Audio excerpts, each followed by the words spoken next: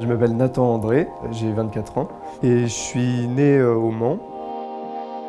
J'ai commencé mon parcours par le théâtre et puis je suis vraiment inscrit aux Beaux-Arts de manière complètement presque hasardeuse, juste parce que mes parents m'ont dit que ça ne suffit pas le conservatoire de théâtre pour faire des études.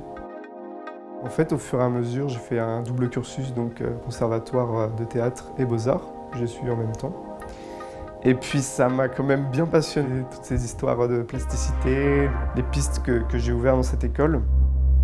Donc voilà, j'ai décidé d'y rester, de me diriger vers la pratique documentaire pendant un moment, et là je suis encore parti sur d'autres projets plutôt en rapport avec l'architecture et les technologies.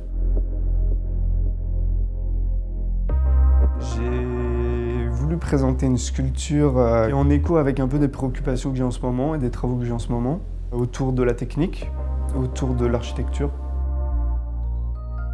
Ce projet, il s'appelle Cité des Souffles et c'est une sculpture en aérogel. C'est un solide en fait, composé à 99% d'air.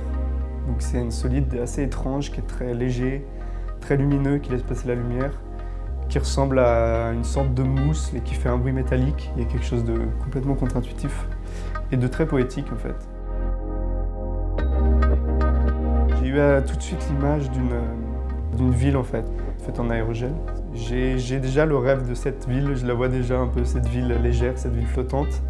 Et il y a aussi dans cette matière pour moi une sorte de symbole d'une humanité qui arrive à rendre la technique légère en fait, qui arrive à créer un monde qui est un monde de progrès, mais qui n'est plus un monde d'extraction, de lourdeur machinique.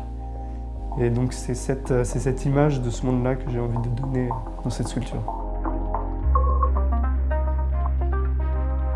On peut même dire, je pense que la dystopie, c'est un peu une des marchandises phares du moment. C'est vraiment une question aujourd'hui pour moi, comment aborder la technique dans un angle utopique qui ne soit pas naïf non plus.